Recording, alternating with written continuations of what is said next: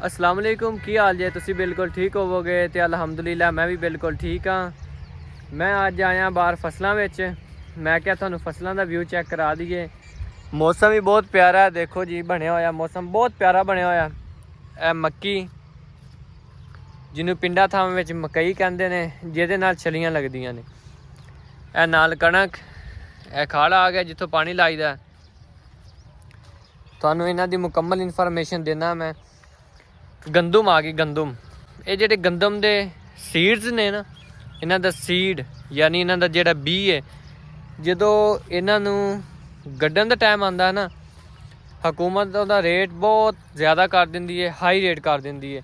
तकरीबन उहदी एक बोरी 5600 5700 7000 तक बी दी सीड दा जेड़ा ना एक थैला मिलदा है। इनू फिर पानी भी लाना, खाद भी देनी, नैट्रो खाद वगैरह इनू देना ते सल्फर वगैरह 2-3 पानी लाने नू, इहदी देखभाल करनी है। बड़ा मुशक्कत दा काम है, जिमीदार बड़ी मेहनत करते हैं इहदे ते। जदों ये गंदम पक जाती है फिर इहदी वढाई हुंदी है यानी कटाई हुंदी है। इहदी मशीन नाल कर लीए तां ते या इहदी हत्थां नाल कर लीए ते तां कोई मसला भी नहीं। इहदी कटाई तो बाद इहदे फिर गड्ढे बनाते हैं, यानी इहदे पीस बनाते हैं अलग-अलग। उन्होंने रस्सियां नाल बन्नते हैं, बन के फिर उन्होंने एक मशीन दे विच पा के गाह लैंदे ने, यानी ये जेडे सीड ने ना बी वो अलहदा कर लेंदे ने।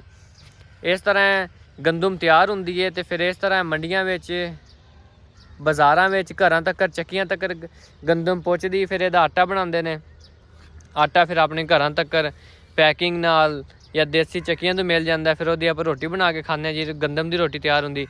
ये कणक की गंदम की इन्फॉर्मेशन आ गया जी। नाल हुण तुहानूं विजिट करा दिंदे आपां ए कमांद, जेडे गन्ने हुंदे ने, इन्हां दी बनदी चीनी, होर मुख्तलिफ प्रोडक्ट्स बनदियां ने इन्हां दियां, होर मुख्तलिफ चीज़ां बनदियां ने इन्हां च। पहले इन्हां ने तो कमान सारा वड्ढ लिया, एक बारी चारे दे इस्तेमाल वास्ते, यानी माल डंगर दे पट्ठियां वास्ते कमांद इन्हां ने वड्ढ लिया। ये हुण दोबारा पिछों फुटन लग गया कमांद। ए देखो जी, ए देखो ना छोटे छोटे बूटे। ये दोबारा फिर इन्हां दे गन्ने बननगे। फिर इन्हां नूं ये थल्लों कट्टणगे, कट के गुड़ कढाना चाहते तो गुड़ भी निकल सकता है। अगर ये मिल विच देना चाहन फैक्ट्री विच तो उत्थे भी दे सकते हैं। तकरीबन इन्हां दा रेट 550 570 450 400 तक हुंदा सीजन विच। फिर इहदी फैक्ट्री वाले, शुगर मिलों वाले इन्हां दी चीनी बनाते हैं तो फिर वो अपने तक पहुँचती है, दुकानों तक आती, वो चीनी हो जाती तैयार। तुहानूं हुण अगे दिखा दिंदे आ तम्बाकू।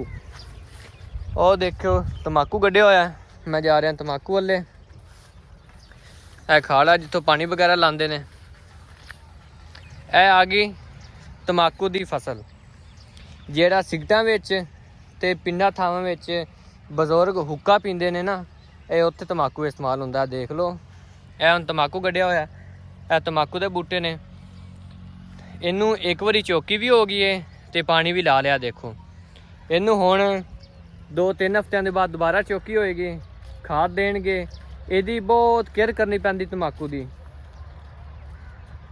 नाल नाल देखो सारे छोटे छोटे बूटे ए तम्बाकू दे ही ने। जदों एक हफ्ते तो बाद इनू फिर चौकी करनगे, खाद देणगे, ये बूटे वड्डे होणगे। इन्हां दे उत्ते एक ना फुੱਲ जे बन जाणगे ते पिंडां थावां विच फुੱਲ नूं कहंदे ने तम्बाकू ते कली बन जाती है। वो कली तोड़नगे, फिर तकरीबन 2 हफ्ते इनू इस तरह छड्ड देंगे। उस तो बाद ये अपने ना थले जड़ बना जाएगा, दरम्यान एक सोटी जी बन जाएगी, उत्ते दे पत्ते वड्डे हो जाएंगे। फिर वो पत्तियां नू यानी मुड्ढों रख के वढ़ के ना, जिस तरह कणक वढ़ते हैं या कुछ ताला मकई वगैरह जिहड़ी चीज़ है ना, उन्होंने जड़ तो रख के वढ़ लैणगे। वढ़ने तो बाद फिर इस जमीन दे विच इस जगह ते या अलहदा किसी जगह ते टोया बनाएंगे, कई नाल वावा वड्डा सारा करके मुरब्बा टाइप टोया बना के तकरीबन 5 तो 6 फुट डूंगा करके ये सारे तम्बाकू उहदे विच सिट देंगे। उत्तों छापर दे के मिट्टी सिट के उत्तों इनू ख़त्म कर देंगे, अंदर हवा ना जाए। तकरीबन 3 हफ्ते या महीना वो इस तरह रहणगे। उस तो बाद तम्बाकू कड्ढणगे। इस तरह तम्बाकू कौड़ा तो ज़्यादा अच्छा हो जाता है। फिर उन्होंने कढ़ के उन्हें पत्ते अलहदा करके सोटियां कढ़ के ਉਹਨੂੰ ਵੱਟਣਗੇ, ਫਿਰ ਉਹ ਖਬੜੀ ਟਾਈਪ ਬਣ ਜਾਂਦੀ, ਤੰਬਾਕੂ ਦਾ ਇੱਕ ਪੀਸ ਬਣ ਜਾਂਦਾ। ਫਿਰ ਉਹਨੂੰ ਮਾਰਕੀਟ ਵਿੱਚ, ਸ਼ਹਿਰਾਂ ਵਿੱਚ, ਪਿੰਡਾਂ ਵਿੱਚ ਯਾਨੀ ਦੁਕਾਨਾਂ ਵਾਲਿਆਂ ਨੂੰ ਦੇਣਗੇ, ਫਿਰ ਉੱਥੇ ਸੇਲ ਕਰਕੇ ਬਾਬੇ ਹੁੱਕਿਆਂ ਵਾਸਤੇ ਅਤੇ ਸਿਗਰਟਾਂ ਵਾਸਤੇ ਉਹ ਤੰਬਾਕੂ ਇਸਤੇਮਾਲ ਕਰਦੇ ਨੇ। ਇਹ ਨਾਲ ਦੇਖ ਲਓ ਆ ਗਿਆ ਸ਼ਤਾਲਾ। ਇਹ ਇੱਕ ਪੱਠਿਆਂ ਦੀ ਕਿਸਮ ਹੈ, ਬਰਸੀਨ ਵੀ ਇਹਨੂੰ ਕਹਿੰਦੇ ਨੇ, ਅਤੇ ਇਹਨੂੰ ਸਰਿਓਂ ਵੀ ਕਹਿੰਦੇ ਨੇ। ਜਿਹਦਾ ਸਰਿਓਂ ਦਾ ਤੇਲ ਨਹੀਂ ਨਿਕਲਦਾ ਕੌੜਾ ਸਿਰ ਨੂੰ ਲਾਉਣ ਵਾਸਤੇ, ਉਹ ਵੀ ਇਹਦੇ ਵਿੱਚੋਂ ਹੀ ਬਣਦਾ, ਇਹਦੇ ਬੂਟੇ ਬਣਦੇ ਨੇ। ਇਹ ਗੱਡਿਆ ਪੱਠੇ ਜਿਹੜੇ ਨੇ ਮਾਲ ਡੰਗਰ ਵਾਸਤੇ ਗੱਡੇ ਹੋਏ ਨੇ। ਇਹ ਦੇਖ ਲਓ ਵਸੀ ਤਾਦਾਦ ਵਿੱਚ। ਅੱਗੇ ਹੋਰ ਅੱਗੇ ਮੌਸਮ ਗਰਮੀਆਂ ਦਾ ਆ ਰਿਹਾ, ਮਕਈ ਗੱਡੀ ਹੋਈ ਹੈ, ਪੱਠਿਆਂ ਵਾਲੀ ਦੇਸੀ ਮਕਈ। ਇਹਨੂੰ ਵੀ ਪਾਣੀ ਲਾਉਣਾ ਪੈਂਦਾ, ਫਿਰ ਵੱਢਣਾ ਪੈਂਦਾ, ਖਾਦ ਇਹਦਾ ਵੀ ਬੜਾ ਵਕਤ ਹੈ। ਇਹ ਮਾਲ ਡੰਗਰ ਵਾਸਤੇ, ਮਾਲ ਡੰਗਰ ਦੇ ਪੱਠਿਆਂ ਵਾਸਤੇ ਅਤੇ ਉਹਨਾਂ ਦੀਆਂ ਦੇਖਭਾਲ ਵਾਸਤੇ। ਜਿਸ ਤਰ੍ਹਾਂ ਆਪਾਂ ਰੋਟੀ ਪਾਣੀ ਖਾਂਦੇ ਹਾਂ, ਮਾਲ ਡੰਗਰ ਵੀ ਇਸ ਤਰ੍ਹਾਂ ਪੱਠੇ ਖਾਂਦੇ ਨੇ, ਚਾਰਾ ਖਾਂਦੇ ਨੇ। ਉਹਨਾਂ ਦੇ ਪੱਠਿਆਂ ਵਿੱਚ ਇਸਤੇਮਾਲ ਹੁੰਦਾ ਮਕਈ ਹੋ ਗਈ, ਸਰ੍ਹੋਂ ਹੋ ਗਈ, ਬਾਜਰਾ ਹੋ ਗਿਆ, ਜਵਾਰ ਹੋ ਗਈ, ਕਮਾਂਦ ਹੋ ਗਿਆ, ਇਸ ਤਰ੍ਹਾਂ ਦੀਆਂ ਚੀਜ਼ਾਂ। ਹੁਣ ਤੁਹਾਨੂੰ ਮੈਂ ਵਿਜ਼ਿਟ ਕਰਾਉਣਾ ਮਕਈ ਦਾ ਜਾ ਕੇ। ਇਹ ਰਾਵੀ ਦਾ ਬੈਲਟ ਹੈ, ਸਾਰਾ ਰਾਵੀ ਦਾ ਇਲਾਕਾ, ਅਤੇ ਇੱਥੇ ਤੁਹਾਨੂੰ ਪਤਾ ਮੁਖਤਲਿਫ ਫਸਲਾਂ ਦੀ ਪੈਦਾਵਾਰ ਹੁੰਦੀ ਹੈ, ਅਤੇ ਜ਼ਿਮੀਂਦਾਰ ਮੁਖਤਲਿਫ ਫਸਲਾਂ ਦੀ ਕਾਸ਼ਤ ਕਰਦੇ ਨੇ। ਇਹ ਖਾੜਾ ਆ ਰਿਹਾ ਇੱਕ ਉਹ ਸਾਈਡ ਤੋਂ, ਇੱਕ ਉਹ ਤੇ ਘਰਾਂ ਦੇ ਕੋਲ ਬਿਜਲੀ ਲੱਗੀ ਹੋਈ ਹੈ। ਇਹ ਖਾੜਾ ਉਧਰੋਂ ਆ ਰਿਹਾ, ਫਿਰ ਇੱਧਰ ਅੱਗੇ ਜਾ ਰਿਹਾ, ਅਤੇ ਇੱਥੋਂ ਕ੍ਰਾਸ ਕਰਕੇ ਪਾਣੀ ਇੱਧਰ ਵੀ ਪਾਣੀ ਜਾਂਦਾ ਅਤੇ ਇੱਧਰ ਵੀ ਜਾਂਦਾ। ਹੁਣ ਤੁਹਾਨੂੰ ਮੈਂ ਇਨਫੋਰਮੇਸ਼ਨ ਦੇਣੀ ਹੈ ਮਕਈ ਦੀ। ਹੁਣ ਮੈਂ ਮਕਈ ਵਾਲੇ ਜਾ ਰਿਹਾ। ਗਲਾ ਹਲੇ ਵੀ ਮੁਕੰਮਲ ਤੌਰ 'ਤੇ ਠੀਕ ਨਹੀਂ ਹੋਇਆ, ਅਤੇ ਡਾਕਟਰ ਨੇ ਵੀ ਮਨਾ ਕੀਤਾ ਸੀ ਵੀਡੀਓ ਨਹੀਂ ਬਣਾਉਣੀ, ਲੇਕਿਨ ਚਲੋ ਮੈਂ ਵੀਡੀਓ ਬਣਾ ਰਿਹਾ, ਕੋਈ ਗੱਲ ਨਹੀਂ। ਤੁਸੀਂ ਤੁਹਾਡਾ ਪਿਆਰ ਮੁਹੱਬਤ ਇਸੇ ਵਜ੍ਹਾ ਤੋਂ ਮੈਨੂੰ ਦੁਬਾਰਾ ਵੀਡੀਓ ਬਣਾਉਣ 'ਤੇ ਮਜਬੂਰ ਕਰ ਦਿੰਦਾ। ਜਿਹੜੇ ਮੇਰੇ ਫੀਮੇਲ ਜਾਂ ਮੇਲ ਆਡੀਅנס ਦੇਖ ਰਹੇ ਨੇ, ਮੇਰੇ ਚੈਨਲ ਨੂੰ ਸਬਸਕ੍ਰਾਈਬ ਲਾਜ਼ਮੀ ਕਰ ਦਿੱਤਾ ਕਰੋ। ਅਤੇ ਹੁਣ ਆ ਗਿਆ ਆਪਾਂ ਮਕਈ ਦੇ ਕੋਲ। ਆ ਦੇਖੋ ਜੀ, ਮਕਈ ਦੀ ਫਸਲ ਆ ਗਈ ਹੈ। ਤੁਹਾਨੂੰ ਇਹ ਮਕਈ ਦਾ ਜਦੋਂ ਬੀਜ ਲੈਂਦੇ ਨੇ, ਸੀਡ ਲੈਂਦੇ ਨੇ, ਇਹਦਾ ਮੁਖਤਲਿਫ ਇਹਨਾਂ ਦੀ ਕੰਪਨੀ ਹੁੰਦੀ, 72 85 85 39 85 ਮੁਖਤਲਿਫ ਬੀ। ਇਹ ਸੀਡਸ ਦੇ ਨਾਮ ਨੇ, ਅਲੱਗ ਕੰਪਨੀਆਂ ਨੇ। ਇਹ ਜਿਹੜੀ ਮਕਈ ਲੱਗੀ ਹੋਈ ਹੈ, ਇਹਦੀ ਕੰਪਨੀ ਜ਼ੈਤੂਨ ਹੈ। ਜ਼ੈਤੂਨ ਐਗਰੀਕਲਚਰ ਸੀਡਸ ਦੀ ਕੰਪਨੀ ਇੱਕ, ਉਹਦੇ ਵਾਸਤੇ ਦੇਖੋ ਇਹਨੂੰ ਪਾਣੀ ਲੱਗਾ ਹੋਇਆ ਵਿੱਚ।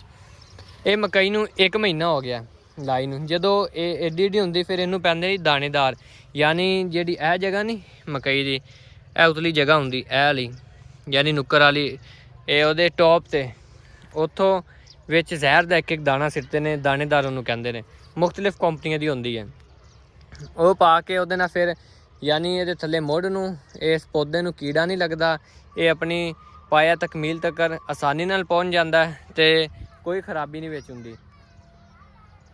ਅਤੇ ਇਹਨੂੰ ਤਕਰੀਬਨ 2 ਮਹੀਨੇ ਹੋਰ ਲੱਗਣਗੇ ਮੁਕੰਮਲ ਤਿਆਰ ਹੋਣ 'ਚ। ਮਹੀਨਾ ਇਹਨੂੰ ਹੋਰ ਲੱਗੇਗਾ ਵੱਡਾ ਹੋਣ 'ਚ, ਇਹਦਾ ਪੂਰਾ ਮੁਕੰਮਲ ਕੱਦ ਹੋਣ 'ਚ। ਫਿਰ ਜਿਹੜਾ ਉੱਤੇ ਆਖਰੀ ਮਹੀਨਾ ਹੋਣਾ, ਉਹਦੇ ਵਿੱਚ ਇਹਨੇ ਆਪਣੀ ਛੱਲੀ ਤਿਆਰ ਕਰਨੀ ਹੈ। ਇਹ ਵੀ ਸਾਡੇ ਘਰਾਂ ਨੂੰ ਸਾਹਮਣੇ ਲੱਗੀ ਸੀ। ਮੈਂ ਕਿਹਾ ਅੱਜ ਆਪਣੇ ਆਡੀਅנס ਨੂੰ ਦੇਸੀ ਮਾਹੌਲ ਦਿਖਾ ਦੇਵਾਂ। ਮਕਈ, ਗੰਦਮ, ਤੰਬਾਕੂ, ਕਮਾਂਦ ਵਗੈਰਾ ਹਰ ਤਰ੍ਹਾਂ ਦੇਖ ਸਕਦੇ ਹੋ ਤੁਸੀਂ। ਮੌਸਮ ਹੈ, ਇਹ ਗੰਦਮ ਦੀ ਸਾਹਮਣੇ ਫਸਲ ਹੈ, ਇਹ ਵੀ ਗੰਦਮ ਹੈ, ਇਹ ਵੀ ਗੰਦਮ ਹੈ। ਆ ਅੱਗੇ ਸਾਹਮਣੇ ਮਕਈ ਹੈ, ਅਤੇ ਜਾਂ ਫਿਰ ਇਹ ਮਕਈ ਹੈ। ਅਤੇ ਬਾਕੀ ਹਲੇ ਮਕਈ ਇੱਥੇ ਜ਼ਿਆਦਾ ਨਹੀਂ ਹੈ। ਇਹ ਗੰਦਮ ਵਾਲੀ ਜਗ੍ਹਾ ਵਿਹਲੀ ਹੋਏਗੀ, ਅਤੇ ਫਿਰ ਇੱਥੇ ਕੋਈ ਗੰਦਮ ਜਾਂ ਕੋਈ ਹੋਰ ਫਸਲ ਦੁਬਾਰਾ ਡਿਫਰੈਂਟ ਫਸਲ ਪੈਦਾਵਾਰ ਕਰਨ ਵਾਸਤੇ ਜ਼ਮੀਨ ਆਪਾਂ ਨੂੰ ਅਵੇਲੇਬਲ ਹੋਏਗੀ। ਇਹ ਹੁਣ ਮਕਈ ਆ ਗਈ, ਅਤੇ ਮੈਂ ਉਮੀਦ ਕਰਨਾ ਤੁਹਾਨੂੰ ਮੇਰਾ ਇਹ ਛੋਟਾ ਜਿਹਾ ਵਲੋਗ ਦੇਸੀ ਮਾਹੌਲ ਐਗਰੀਕਲਚਰ ਦਾ ਪਸੰਦ ਆਇਆ ਹੋਏਗਾ। ਅਤੇ ਮਿਹਰਬਾਨੀ ਕਰਕੇ ਮੇਰੇ ਚੈਨਲ ਨੂੰ ਸਬਸਕ੍ਰਾਈਬ ਲਾਜ਼ਮੀ ਕਰ ਦਿੱਤਾ ਕਰੋ। ਅਤੇ ਠੀਕ ਹੈ, ਮਿਲਦੇ ਹਾਂ ਨੈਕਸਟ ਵਲੋਗ 'ਚ। ਅੱਲਾ ਹਾਫਿਜ਼।